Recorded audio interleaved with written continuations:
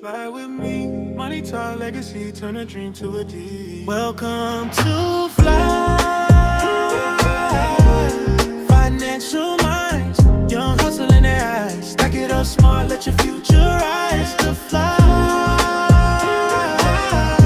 Upwards, where the young money wise, where the young money wise.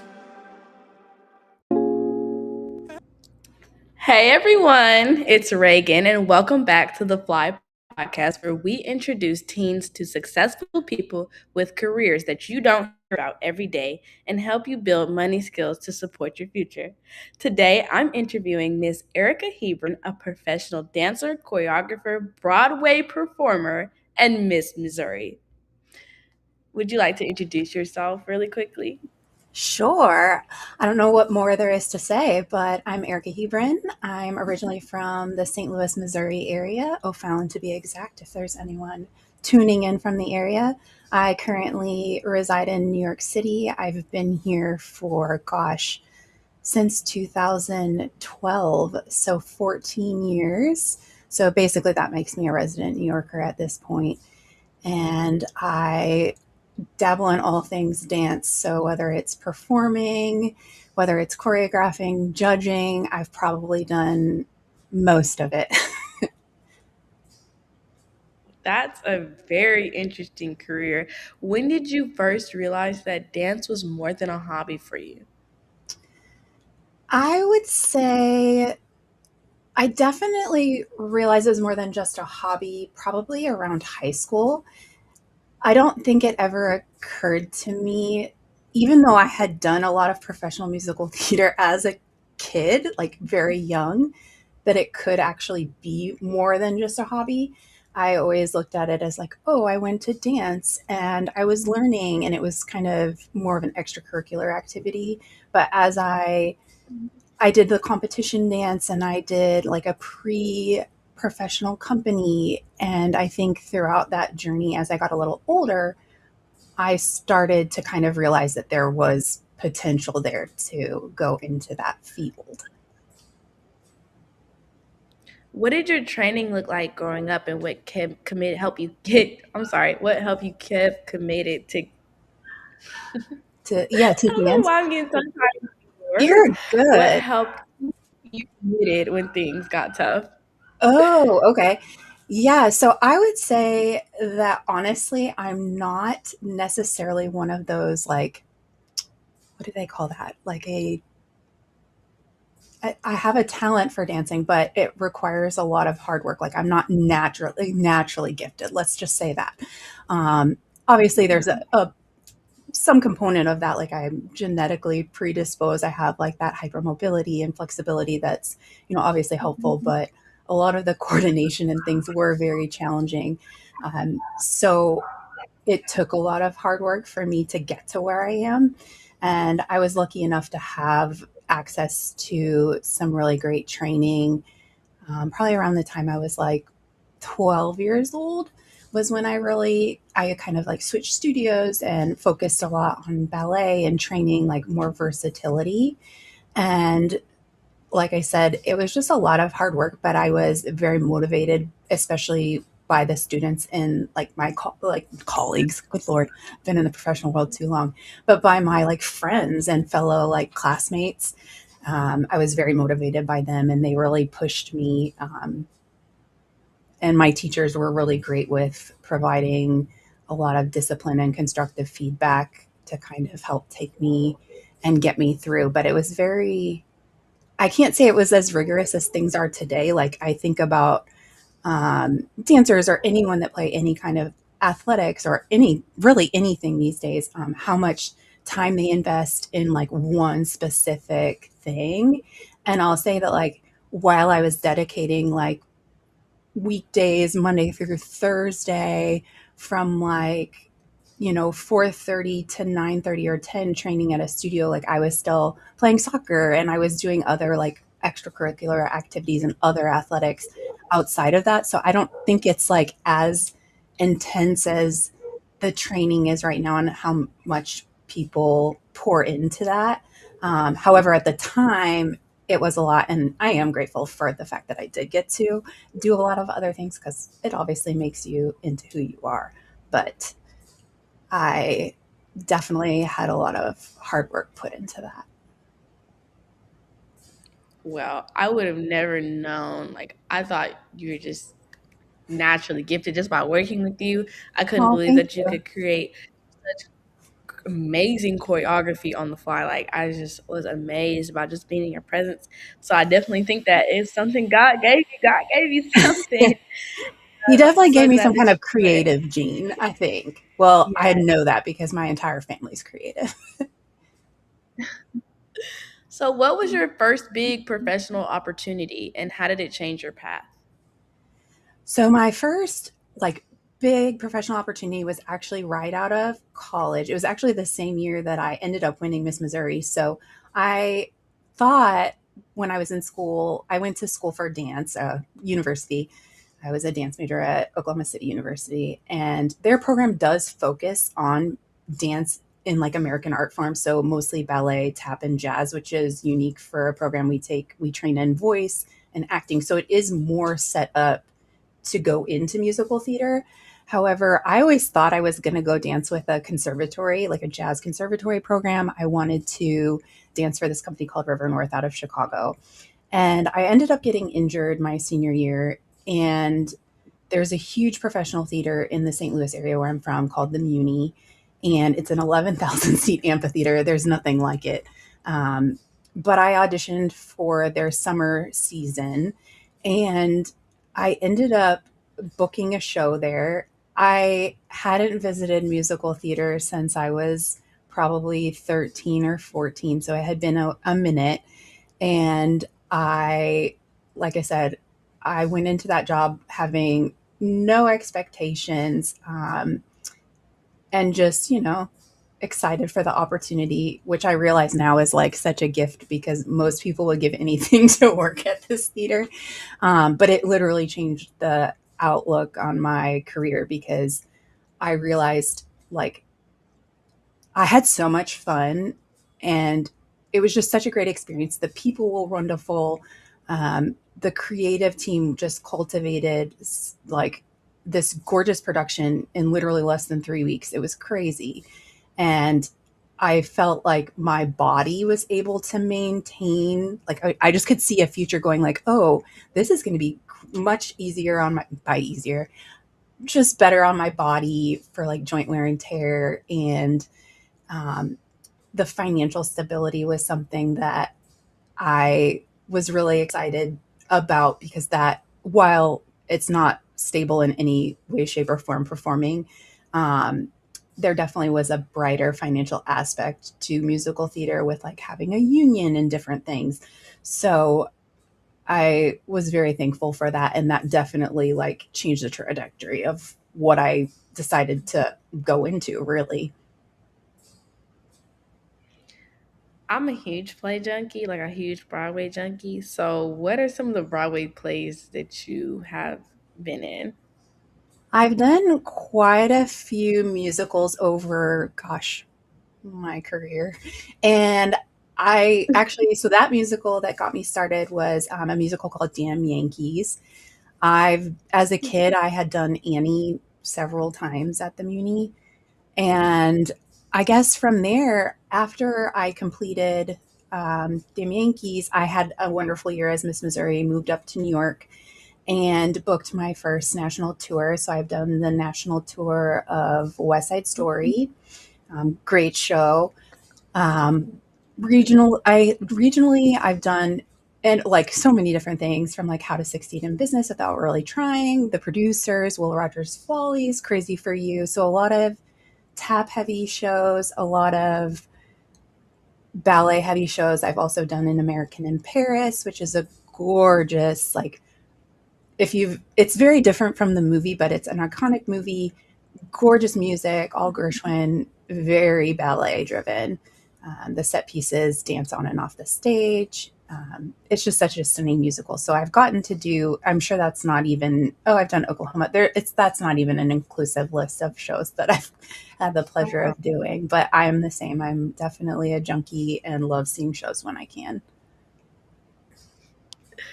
So, from someone on the outside looking in, what's something about professional dance or Broadway life that teens would be surprised to learn? I think that even for me, when I pick up new contracts and different things, a lot of people don't realize that it is an actual job. Like, we're like, oh, we love performing and, you know, it's so great to be able to do this show. But I think until you're in it, you don't realize that like doing 8 shows a week is exhausting, like physically, mentally, it's a lot. And especially you have to think most shows are 2.5 hours, and then we're getting to the theater, like our call is at half hour, but if it's a very dance demanding or vocally, heavy show, which what show isn't really, we're getting to the theater early to warm up both our bodies and our voices. We're also like allowed to have rehearsal during the day. So we're doing shows, we're having rehearsals. Obviously, there's a certain number of hours that we're allowed in our contract based on your role and that specific contract, but we are rehearsing still. It's an ever evolving process.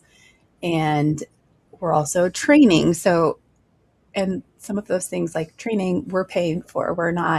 Um, we're not getting paid to do those things. And even auditioning, like we spend, 95% of our career auditioning. Those are things that we're either not making money from or we're paying for. We're not paying to audition, but to, get the training, to take the lessons, to purchase the sheet music, to whatever it might be, headshots, printing, all those things cost money. But I think a lot of people don't realize that it's not just like that we're performing and we're doing the show, but that it is an actual job and there's a huge time commitment involved in it. So it's really, we're working way more than 40 hours a week to bring you those performances. I had no idea 8 shows a week. That's So crazy. usually a typical, like a standard schedule is like a show Tuesday night, Wednesday night, Thursday night, Friday night, with 2 shows on Saturday, a matinee and an evening, and then the same on Sunday. However, depending on the show, it could vary when you have like a 2 show day. That's not a job, that's a lifestyle. Like, I feel like you really have to love that to be able to do that. And Yes. I wouldn't have ever guessed, even going to the shows, that that's how much time and commitment it goes into that. And I think we really have to appreciate the arts because the payoff isn't really monetary. It's like more because you love doing it. Yeah. So And we I do hope love that it. Like, the don't get me wrong, but it's a job. right. Right. So how did you deal with auditions or criticism when or moments like that didn't go your way when you were auditioning? Yeah, I mean, I don't want to be like that's the norm, but that is probably 99% of your career. And I think what I take comfort in is knowing that like I've done as much as I can training wise. Like I feel like I'm very strong in my dance technique specifically, and I continue to train vocally. And while, you know, it's not perfect, I know that I'm a dancer first. And Right. so I give myself a little grace there, but for the most part, like when I go into an audition, I feel very confident. It's like rare that I leave. And it's not like I'm cocky about it, but I do feel very confident in my skills as a technician and as a performer. And so, like, when I get cut from an audition, whether it's like first round or eighth round, like, I just hope that I leave there feeling really confident and knowing that, like, it just truly is because I'm not right for that role. And sometimes, like, it is definitely harder to face that rejection because you, especially as you get further in the process, you just can already like imagine, you know, portraying that role or what it would be like to perform. And so that is challenging, like to receive news that you might not want to hear. But at the end of the day, like I feel like because of the training that I have and the work that I put in, I like am happy to receive any kind of feedback if we get it, which is like it's not very often that we do get feedback. So when we do get it, I appreciate it, but I just kind of take it in stride and, keep pushing on, work on things to improve for the next one. Well, I want to switch into the pageant gear because you were the Miss Missouri, and I wanted to know what made you step into the pageant world and how did that experience shape you? Yeah, so I mentioned before, but I went to school for dance at Oklahoma City University, and you may or may not know this, but we actually had three Miss Americas that attended OCU. So it's like it is a thing there. It is a lifestyle. So when you actually go to the university, there are statues of the three Miss Americas. Like that is the entry to the Oh my university. It's God. like right there on the corner of 23rd and Blackwelder, life size. And like our school has a local pageant. So there's the Miss OCU pageant, and it is the event on campus. Like our university is got a huge like vocal dance program, acting, you name it. It's a liberal arts school, and so it is the event. And I went to it my freshman year because everyone goes, and I had never done a pageant. I probably watched Miss America as a kid, but I don't like have font like recall many memories of that, I guess. And so I attended it and I was just cheering on some of my friends, and I was watching it going like, "Oh, this is like kind of fun. It's an opportunity to perform." And then they were giving away the money, and our school at the time was like very generous with scholarships. So the winner got like a full year and room and board paid for. And I just Wow. remember like looking at my friend next to me being like, okay, I am definitely going to do this next year because like this looks like fun and it's super I need that scholarship money because I didn't really have I had some like academic, but it was a private school, so it was quite expensive to attend. And I just felt like that program could benefit me. And so that's kind of honestly how I got into it. And then I started competing my sophomore year, and Miss OCU was my first pageant. So Wow. Were you ever worried when you did end up winning that it was going to take away from your career in the arts? Because Miss being any type of queen in the Miss America system is it's a job on top of the job that you already have. So were you ever worried that that was going to take away from your career? not really. I think because like being at OSU, obviously I was exposed to all kinds of performers either winning that local title or, as you had mentioned, like local, state, even national titles, and also having successful careers. But one of the former Miss OCUs is someone named Kristen Chenoweth, and I don't know if you've ever heard of her, but she's obviously gone on to have a very stellar and well-known career, and she was a local title holder. I think, especially many years ago, you saw a lot of performers gravitate to the Miss America program specifically to have their talent showcased, hopefully on, national television. And so I think there were a lot of things and are still a lot of things that go hand in hand, but there was never any doubt. And if it could financially support my education to go into that career, it was obviously kind of a no brainer for me.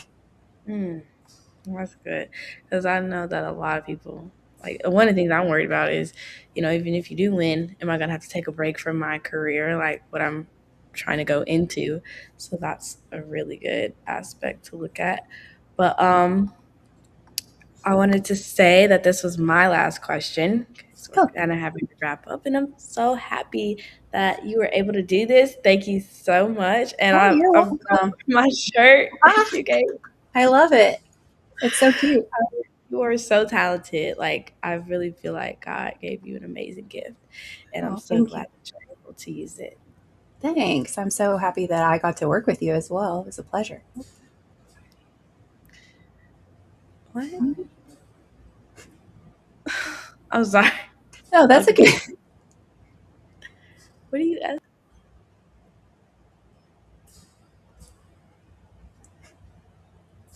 Okay. Did you have another question? Yeah, I did Oh, have some more questions. I just want to ask you more. When you think back to your early 20s, Miss Erica, what is the one money lesson you wish somebody had taught you earlier? okay. So I think just in general, like budgeting, because Monica, I here's your went to school, like high school. When I went to school, like we didn't have debit cards, credit cards, nothing. Like we had a checkbook and we wrote checks, and I learned to balance a checkbook, which is great.